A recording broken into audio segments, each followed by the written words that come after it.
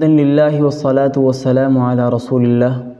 رمضان المبارک کا یہ مہینہ انتہائی بابرکت مہینہ ہے۔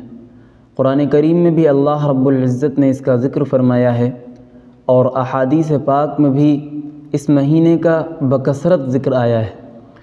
چنانچہ اللہ رب العزت نے قرآن کریم میں 2 جگہ پر اس کا ذکر فرمایا۔ پہلی مرتبہ یا ایھا الذین آمنوا کتب علیکم الصیام کما کتب علی الذین من قبلکم لعلکم تتقون، کہ اے ایمان والوں تم پر اسی طرح روزے فرض کیے گئے جیسا کہ اس سے پہلی امتوں پر روزے فرض کیے گئے تاکہ تمہارے اندر تقوی کی صفات پیدا ہو جائیں۔ دوسری جگہ اللہ فرماتا ہے شہر رمضان الذی انزل فیہ القرآن، یہاں پر بھی رمضان المبارک کے بابرکت مہینے کا ذکر کیا گیا ہے۔ احادیث پاک کا اگر جائزہ لیں تو بہت ساری احادیث رمضان المبارک کے متعلق جناب رسول اللہ صلی اللہ علیہ وسلم سے مروی ہیں۔ حضرت ابو امامہ رضی اللہ عنہ ایک صحابی رسول ہیں، جناب رسول اللہ کی خدمت میں حاضر ہوئے اور عرض کیا یا رسول اللہ مرنی بامر ینفعنی، مجھے آپ کسی ایسی چیز کا حکم دیجئے جس سے مجھے فائدہ ہو۔ آپ نے فرمایا علیک بالصوم فانہ لا مثل لہ، تمہارے لیے روزہ رکھنا بہت بہتر ہے، تمہارے حق میں روزے سے بہتر کوئی عبادت نہیں ہے۔ حضرت ابو ہریرہ رضی اللہ تعالی عنہ سے مروی ہے کہ جناب رسول اللہ صلی اللہ علیہ وسلم نے ارشاد فرمایا اذا دخل رمضان فتحت ابواب السماء، کہ جب رمضان کا مہینہ آتا ہے تو اللہ آسمانوں کے دروازوں کو کھول دیتا ہے۔ بعض روایات میں فتحت ابواب الجنہ، جنت کے دروازے کھول دیے جاتے ہیں۔ اذا دخل رمضان فتحت ابواب الجنہ وغلقت ابواب جہنم، جب جنت کے دروازے، رحمت کے دروازے کھول دیے جاتے ہیں تو اللہ کی جانب سے جہنم کے دروازوں کو بند کر دیا جاتا ہے۔ وسلسلت الشیاطین، اور شیاطین کو پابند سلاسل کر دیا جاتا ہے۔ یہ رمضان المبارک کے مہینے کی برکت اور اس کی فضیلت ہے۔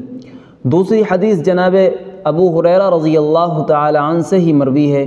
آپ نے فرمایا جناب رسول کریم صلی اللہ علیہ وسلم کا ارشاد ہے لکل شیء زکاۃ، ہر چیز کی کوئی زکوٰۃ ہوتی ہے، ہر چیز را زکوٰۃ است، ہر چیز کی کوئی نہ کوئی زکوٰۃ ہے۔ جس طریقے سے مال کی زکوٰۃ ہوتی ہے، مال کی زکوٰۃ نکال کر کے اپنی دولت کو پاک کر لیا جاتا ہے، اسی طریقے سے تمام چیزوں کے تزکیہ اور ان کی پاکی کی خاطر کوئی نہ کوئی زکوٰۃ ہوتی ہے۔ لکل شیء زکاۃ وزکاۃ الجسد الصوم، اور انسان کے بدن کی جو زکوٰۃ ہے وہ ہے روزہ رکھنا۔ اسی طریقے سے دوسری حدیث میں جناب نبی کریم صلی اللہ علیہ وسلم نے ارشاد فرمایا، جس کے راوی حضرت عبداللہ ابن عمر رضی اللہ عنہ ہیں اور یہ روایت بھی مشکات المصابیح میں منقول ہے، فرمایا کہ الصیام والقرآن، 2 چیزیں یعنی ایک روزہ دوسرے قرآن، یشفعان للعبد، یہ بندے کی سفارشی بنیں گے اور اللہ رب العزت ان کی سفارش کو قبول بھی فرمائیں گے۔ یہ حدیث کا جملہ نہیں، حدیث یہاں تک ہے الصیام والقرآن یشفعان للعبد، روزہ اور قرآن، یہ دونوں چیزیں اللہ کی بارگاہ میں سفارش کریں گی اور اللہ رب العزت کی ذات سے امید ہے کہ اللہ ان کی سفارش کو قبول فرمائیں گے۔ روزہ کا سب سے بڑا فائدہ کیا ہوگا؟ اللہ رب العزت کا ارشاد ہے الصوم لی وانا اجزی بہ، کہ روزہ بندہ میرے لیے رکھتا ہے، اس لیے جس بندے نے روزہ رکھا میرے لیے اس کا بدلہ میں خود دوں گا۔ اس سے بڑی فضیلت رمضان المبارک کی اور کیا ہو سکتی ہے؟ جبکہ رسول اکرم صلی اللہ علیہ وسلم نے ایک دوسری جگہ ارشاد فرمایا من صام رمضان ایمانا و احتسابا، من صام رمضان، جس نے رمضان المبارک کے روزے رکھے ایمانا و احتسابا، اخلاص کے ساتھ، حصول ثواب کی امید کے ساتھ، اچھی نیت کے ساتھ، غفر له ما تقدم من ذنبه، تو اس کے گزشتہ تمام گناہوں کو معاف کر دیا جائے گا۔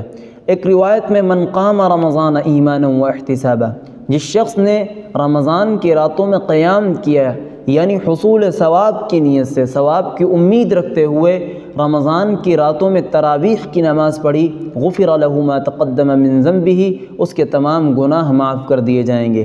یہ تمام روایات مشکات المصابیح میں ذکر کی گئیں اور ان میں سے بعض روایات وہ ہیں جن کو امام نسائی نے بھی ذکر کیا اور ابن ماجہ نے بھی اس کو اپنی سنن میں جگہ دی ہے۔